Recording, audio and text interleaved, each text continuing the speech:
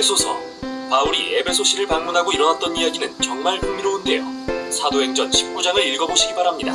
에베소는 거대한 도시로서 대부분의 그리스와 로마 신들을 숭배하는 종교 중심지이기도 했습니다. 바울은 2년 넘게 이곳에 살면서 매우 효과적인 선교 활동을 펼침으로써 많은 사람을 예수님의 제자가 되도록 했습니다. 그리고 몇 년 후 그는 로마 감옥에 갇혀있던 시기에 이 서신을 썼습니다. 에베소서의 내용 구조는 전반부와 후반부로 확실히 양분됩니다. 전반부에서 바울은 복음 이야기, 즉 어떻게 모든 역사가 그리스도의 오심과 그분의 제자들로 만들어진 이 다민족 공동체를 통해 정점에 이르는지를 살핍니다. 그러고 나서 후반부는 그러므로라는 말을 이용해 전반부와 연결함으로써 복음 이야기가 우리 삶의 이야기 속 모든 영역에서 어떻게 나타나야 하는지 살핍니다. 우리 각자가 이웃과 공동체 그리고 가정 안에서 어떻게 살아야 하는지 말이죠. 그럼 바울이 이 모든 내용을 어떻게 전개하는지 봅시다. 1장은 아름다운 유대 양식의 시로 시작되며 이 시에서 바울은 예수 그리스도 안에서 놀라운 일들을 행하신 하나님 아버지를 찬송합니다. 영원전부터 하나님 아버지는 언약 백성을 선택하시고 복을 주기로 예정하셨습니다. 창세기 12장 1절부터 3절에 나오는 아브라함의 가족을 생각해보세요. 그런데 이제 예수님을 통해 누구나 그 가족의 양자가 될 수 있죠. 예수님의 죽음이 우리의 최악의 죄와 실패를 덮고 그분 안에서 하나님의 은혜를 누리게 합니다. 실제로 바울은 그 은혜가 우리로 삶의 모든 영역을 완전히 새로운 방식으로 이해하도록 만들었다고 하는데요. 1장 10절에서 그는 하나님의 목적은 하늘과 땅에 있는 모든 것을 그리스도, 곧 메시아를 머리로 통일하시는 것이었다고 말합니다. 하나님의 계획은 언제나 회복된 인류가 예수 그리스도 안에서 연합해 하나의 큰 가족을 이루는 것이었습니다. 바울은 하나님의 이 목적이 우리가 처음 그 가족이 되었을 때 분명히 드러났다고 말하는데 여기서 그는 민족으로서의 아브라함의 가족, 곧 유대인을 가리킵니다. 그러나 그 후 바울은 여러분, 곧 이방인들에 관해 이야기합니다. 여러분은 모두 예수님과 그분을 통한 구원의 소식을 들었고 성령의 역사로 인해 이 가족의 일원이 되었습니다. 이는 사도행전에서 하나님의 영이 유대인과 이방인을 예수님 안에서 한 가족이 되게 하셨던 일들을 가리키는데요. 하나님이 아브라함에게 오래전에 하신 바로 그 약속과 같죠. 또한 이 시를 잘 보면 바울이 성부 하나님으로 시작해서 다음은 성자 예수님 그리고 성령에 대한 내용으로 마무리하는 걸 알 수 있습니다. 삼위 하나님이 함께 이루시는 복음의 역사를 보여주는 것인데요. 정말 멋집니다. 이 시를 마친 후 바울은 기도합니다.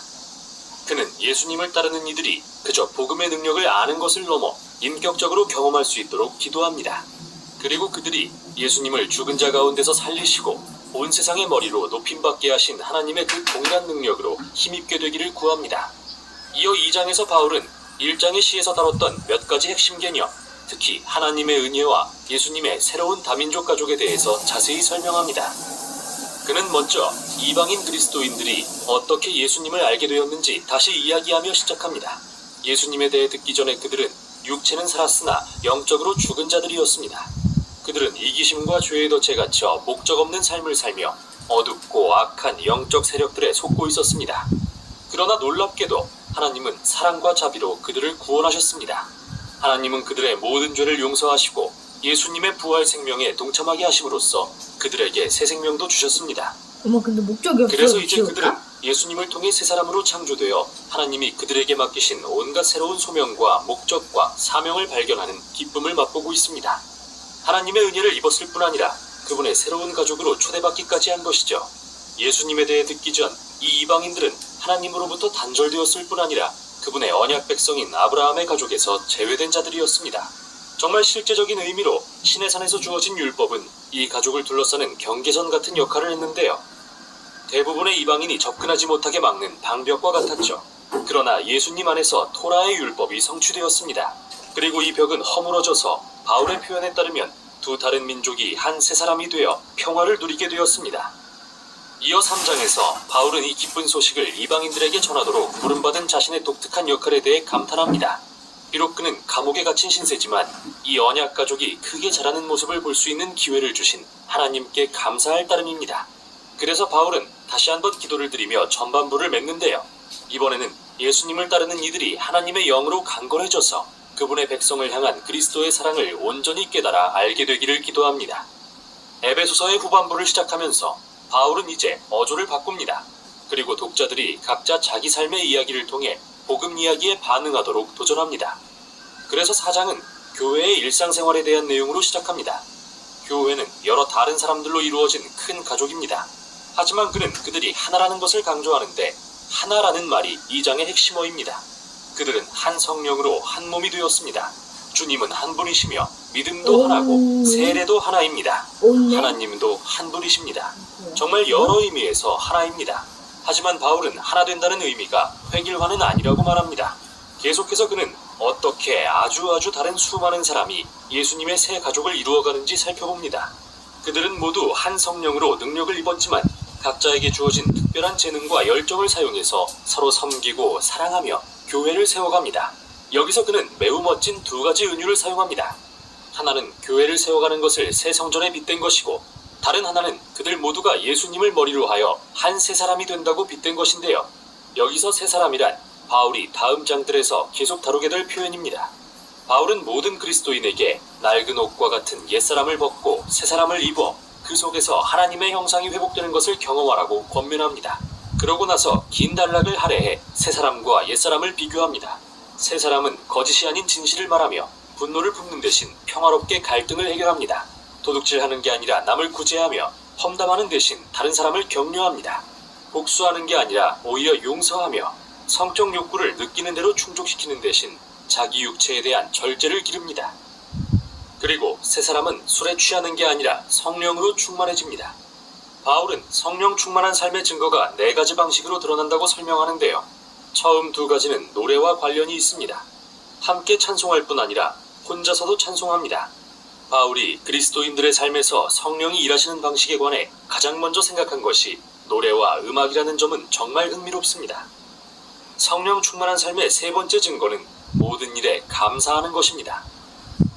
그리고 4번째 증거는 예수님을 따르는 자들이 성령에 감화되어 자신을 다른 사람들 아래에 두고 그들을 자신보다 더 중히 여기며 높이는 것입니다. 나아가 바울은 이 4번째 요점을 발전시켜 어떻게 그리스도인의 결혼 생활에 적용되는지 보여줍니다. 먼저 예수님을 따르는 아내는 남편을 존경하고 남편이 자신을 책임지는 것을 허용하도록 부름받았습니다. 또한 남편은 아내를 사랑하고 책임을 다해 이기적인 동기를 내려놓고 자신보다 아내의 행복을 우선시하도록 부름받았습니다. 바울은 이렇게 그리스도인의 결혼은 복음 이야기를 재현하는 것과 같다고 말하는데요. 남편의 행동은 예수님이 교회를 사랑하셔서 자신을 희생하신 것과 같으며 아내의 행동은 교회가 예수님께서 자기를 사랑하시고 새롭게 하시도록 허용하는 것과 같습니다. 그러고 나서 바울은 같은 개념을 자녀와 부모, 종과 주인의 관계에도 적용합니다. 바울은 서신의 마지막 부분에서 그리스도인들이 직면한 악한 영들의 실제에 대해 상기시킵니다. 이들 영적 존재와 세력은 예수님의 사람들이 하나 되는 것을 저해하고 새 사람의 정체성을 손상하려고 노력할 것입니다. 그래서 바울은 그들에게 굳건히 서서 하나님의 전신갑주로 무장하라고 도전하고 비유의 의미를 상세히 설명합니다. 전신갑주의 각 부분은 이사야서를 인용한 것으로서 바울은 이사야가 묘사한 메시아 왕을 연상시키고자 한 것입니다. 따라서 이제 우리는 메시아를 따르는 자들답게 그분의 속성을 취해야 합니다. 우리는 그리스도의 몸의 지체들이기 때문입니다. 사실 바울이 그리스도인들에게 하려는 말은 인간관계 속에서 능동적으로 기도와 성경 말씀을 이용하는 습관을 기름으로써 예수님의 제자로 성장하고 성숙해가는 데 도움을 얻으라는 실천적 조언이 아닐까요? 이게 바로 에베소서가 전하는 내용으로서 바울이 복음 이야기를 요약하고 오늘은 에베소서 1장 1절이랑 2절 한번 같이 읽어볼게. 준수 아까 저희 계획 봤어요. 1절 읽어볼게. 하나님의 뜻으로 말미암아 그리스도 예수의 사도된 바울은 그리스도 예수 안에 있는 신실한 자들에게 편지하노니 하나님 우리 아버지와 주 예수 그리스도로부터 은혜와 평강이 너희에게 있을지어다. 자, 에베소서도 바울이 에베소에 있는 성도들한테 근데 진짜 에베소서부터는 바울이 감옥에서 쓴 것 같아요. 그래 맞아. 봤지 아까. 봤어. 우리가 개요를 봤지만 감옥에서. 근데 그 편지들을 감옥에서 많이 썼어. 디모데한테 쓴 것도 다 감옥에서 쓴 거고. 감옥이 진짜 오래 있네. 근데 감옥이 아니었으면 이게 편지가 나왔을까? 나오지도 않지. 감옥에 간 것도 어떻게 보면은 하나님이 성경 쓰라고 시간을 주신 걸 수도 있어. 감옥 안에서 시간이 많을 거 아니야. 맞아. 근데 진짜로 바울이 성경으로 쓴 건 없잖아. 그때 성경이 많이 쓰여졌기 썼잖아. 때문에 그 감옥에 근데 완전히 목적을 응? 성경으로 하고 쓰진 않았잖아. 성경으로 하고 쓰지 않았지만 하나님 하나님을 사랑하는 마음뿐이었지. 우리 바울, 우리 형님. 자, 하나님의 뜻으로 말미암아 그리스도 예수의 사도된 바울. 바울이 사도된 거는 하나님의 뜻이었다. 그리고 에베소에 있는 성도들, 그리고 그리스도 예수 안에 있는 신실한 자들에게 편지한 거야. 아무나한테 한 게 아니야. 이거는 정말 신실한 사람들한테만 쓴 편지인가 봐. 그리고 2절, 하나님 우리 아버지와 주 예수 그리스도로부터 은혜와 평강이 너희에게 있을지어다. 일단은 먼저 축복의 말을 해주고 그 다음에 이제 편지로 들어가게 되었지. 준수야, 오늘은 이게 끝이야. 어때? 뭐 느낀 거 있어? 개요를 보면서 아니면 그 구절을 보면서 무엇을 느꼈어? 나 이거 진짜 몰랐는데. 응. 그 목적이 없어도 지옥 간다. 맞아. 목적이 아니, 없어도 왜요? 지옥을 간대. 왜 목적이 없으면 지옥 간 줄 알아? 왜? 자, 너가 엄마 율법 외우는 거 그거 그렇게 나쁜 거는 아니지 않아? 그렇게 질문한 거 기억나?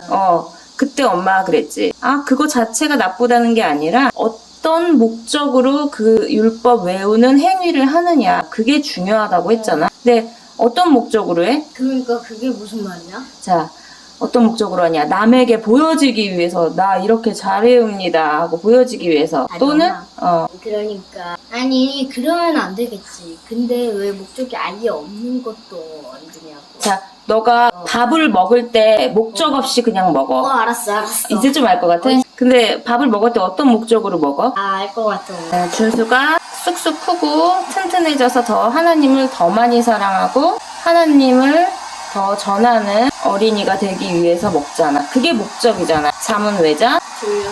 아니지. 내 육신이 졸려서 잠을 자는 게 아니라 내가 하나님을 사랑하고 밝은 정신으로 하나님을 더 찬양하고 그러기 위해서 잠을 자는 거지. 목적 없이 우리가 하는 거는 아무것도 없는 거야. 목적 없으면 아까 뭐라 그랬지? 아까 개요 볼 때 목적 없으면 어떻게 된다 그랬어? 지옥 간댔지. 그런 거야. 우리가 예수님한테 모든 목적을 다 두고 있으면 그 목적이 우리의 삶을 그렇게 인도해 주셔. 우리의 모든 생각과 우리의 발걸음을 다 그렇게 인도해 주시는 거야. 그게 제일 궁금했어. 오늘은 왜 도대체 목적 없다고 지옥까지 가냐. 악한 일을 한 것도 아니고 예수님을 믿으면 인생의 목적이 뭐가 돼? 하나님 사랑, 이웃 사랑이 되겠지? 그럼 오늘은 여기까지 하고 기도할게요.